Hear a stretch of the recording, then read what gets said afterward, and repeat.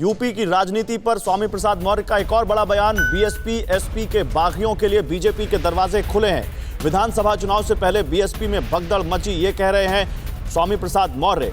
BSP में सिर्फ मायावती ही बच जाएंगी, स्वामी प्रसाद मौर्य ये कह रहे हैं। ठीक है, बीएसपी और एसपी में क्या हो रहा है ये बीएसपी और एसपी के नेताओं से पूछेंगे, लेकिन पहले सुनिए क्या कह रहे हैं वो। तो भारतीय जनता पार्टी का दिल भी बड़ा है, आने वालों का स्वागत है। हाँ, इतना जरूर है कि बहुजन समाज पार्टी से भगदड़ ये कोई नई बात नहीं है, और बहुजन समाज पार्टी में केवल और केवल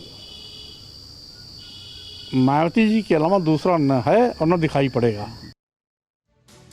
मैं फिर से यहाँ पर अभिषेक एक छोटा सा रिएक्शन आपसे, फिर मनोज यादव के पास आता हूँ। अभिषेक, ये क्या बताना चाह रहे हैं यहाँ पर स्वामी प्रसाद मौर्य? ये तो चलता रहता है हर इलेक्शन में, वो खुद बीएसपी से बीजेपी में आए।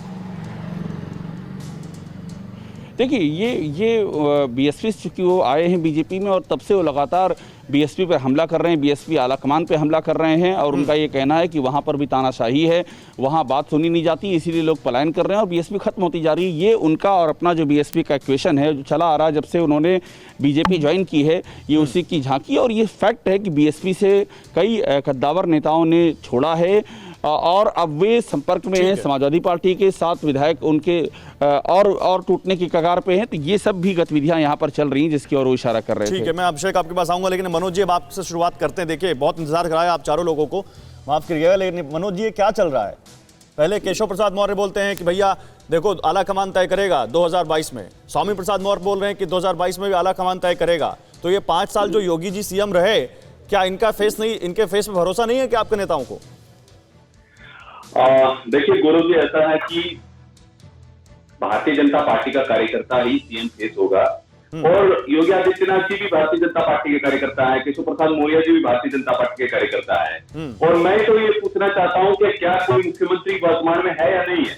दो डिप्टी सीएम हमारे पास में, एक हमारे 3 चेहरे हमारे पास में, तो इसमें कोई गुंजाइश नहीं है। मतलब आप भी ये कह रहे हैं कि योगी के अलावा भी हमारे पास विकल्प है, आप भी ये बात कह रहे हैं? देखिए, मैं ये कह रहा हूँ कि क्या अभी भारतीय जनता पार्टी के पास चेहरा है कि नहीं? मुख्यमंत्री योगी आदित्यनाथ जी हमारा चेहरा है वर्तमान में, और बाद में अभी क्या चुनाव आ गया, क्या अभी चाहिए तो इस तरह की कहानियां बना के भ्रम बनाना? मैं तो ये कहता हूँ कि मैं पूछता हूँ कि कांग्रेस पार्टी के पास कौन सा चेहरा है? और अखिलेश यादव जो प्राइवेट लिमिटेड कंपनी के सीईओ है, कांग्रेस पार्टी के पास चेहरा नहीं है, कांग्रेस पार्टी के पास चेहरा है वो दूसरी बात है, सरकार आपकी है। मैं बहुत सीधा सा सवाल पूछ रहा हूं। देखिए, अगर आप विपक्ष में थे, मेरी बात सुनिए, 2017 में आप विपक्ष में थे, आप बिना चेहरे के गए, समझ में आता है, आपने कोई अपना ट्रैक रिकॉर्ड वहां पर नहीं रखा था। अब तो 5 साल काम करके जा रहे हैं ना, तो या तो लोगों को आपके पास कोई फीडबैक है कि सरकार के बारे में लोगों के पास अच्छी राय नहीं है, योगी जी के बारे में विधायक असंतुष्ट हैं, इसलिए योगी जी का चेहरा आप आगे नहीं करना चाहते, या पार्टी में कुछ फूट है। आखिर योगी जी का चेहरा क्यों नहीं? ये आपके डिप्टी सीएम ही कह रहे हैं, जिनको आप कह रहे हैं कि हमारे पास फेस है कि भाई 2022 में आला कमान तय करेगा। गौरव जी, किसने कहा योगी आदित्यनाथ जी हमारे चेहरा है अभी, और वही उन्हीं के नेतृत्व में चुनाव लड़ा जाएगा? आप देख लीजिएगा, ये सब जो आपके नेता नहीं कह रहे हैं, स्वामी प्रसाद मौर्य नहीं कह रहे, केशव प्रसाद मौर्य नहीं कह रहे, हमारे पास दोनों का एक्सक्लूसिव इंटरव्यू है।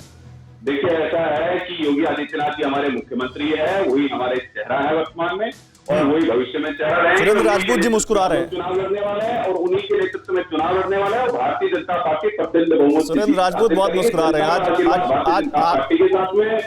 वैसे तो बहुत हमेशा मुस्कुराते रहते हैं, लेकिन सुरेंद्र राजपूत जी आपकी स्माइल का नंबर एक ज्यादा बढ़ता हुआ दिख रहा है, क्यों? देखिए गौरव भाई, इस समय जो भारतीय जनता पार्टी के अंदर की बौखलाहट है, उसके पीछे सिर्फ एक कारण है कि उत्तर प्रदेश की भारतीय जनता पार्टी की सरकार ने दिल्ली के कद को बौना कर दिया है, स्पष्ट रूप से। 16 उपाध्यक्ष थे, 17वां उपाध्यक्ष दिल्ली के दूत को बना करके उन्होंने, दिल्ली ने अपने एक दूत को बनाया था यहाँ पे महत्वपूर्ण जगह दिलाने के लिए, उनको एक 17 उपाध्यक्षों में एक उपाध्यक्ष बना करके, अब पता नहीं काम भी क्या देंगे क्या नहीं देंगे वो जानती है। तो आज दिल्ली और लखनऊ की जो लड़ाई है आपकी पार्टी का आपकी पूरी मनोज जी एक एक करके, मनोज जी एक एक करके, मनोज जी एक एक करके, मनोज जी मौका मिलेगा, सबको बहुत मौका मिलेगा। आज पूरा पॉलिटिकल डिस्कशन ही है, 1 घंटे पूरी डिबेट करेंगे। सुरेंद्र राजपूत की बात पूरी हो जाए। सुरेंद्र राजपूत बात पूरी कीजिए।